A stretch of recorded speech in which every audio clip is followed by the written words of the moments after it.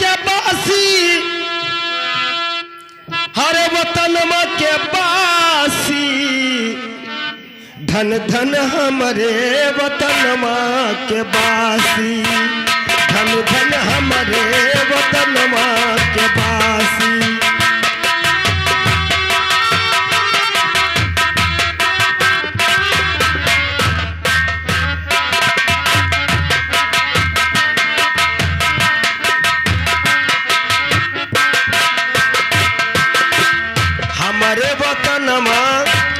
हमारे वतनमा शंभू ऋषि जन्मे, हमारे वतनमा शंभू ऋषि जन्मे।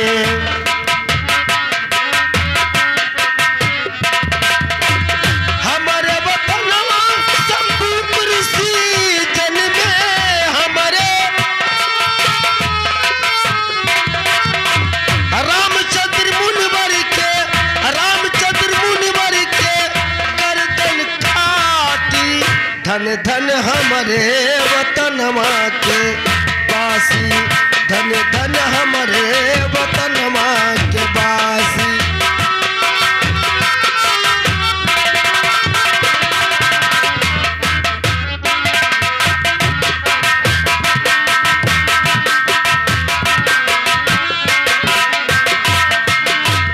हमारे वतनमा एकलव्य गुरु जन्मे।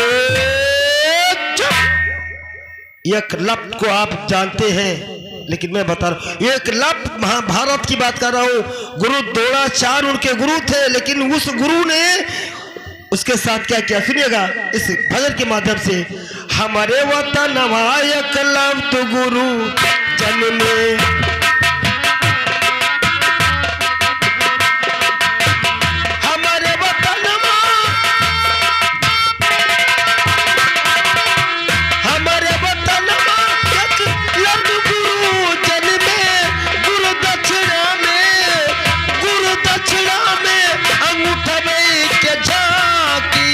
धन धन हमारे वतनमा के बासी, धन धन हमारे वतनमा के।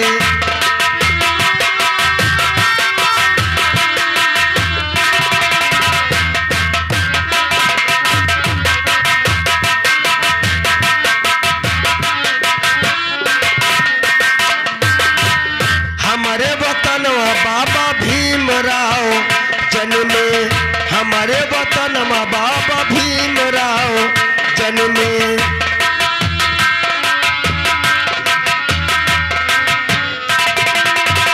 यही रे वतनमा बाबा भीमराव जन्मे, हमारे वतनमा जकर दरस खातिर, जकर दरस खातिर अखिया कासी, धन धन हमारे वतनमा के बासी, धन धन हमारे वतनमा के।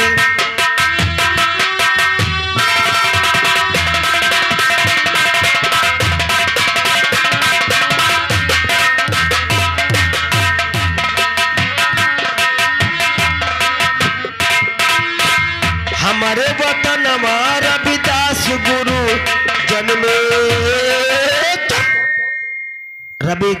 रविदास जयंती मनाया जाता है, ये सभी लोग जानते हैं।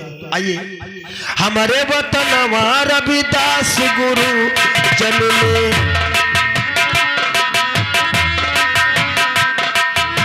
सिनमा चीर के, सिनमा चीर के बने अपन पासी, धन धन हमारे वतनमा के बासी, धन धन हमारे वतनमा के।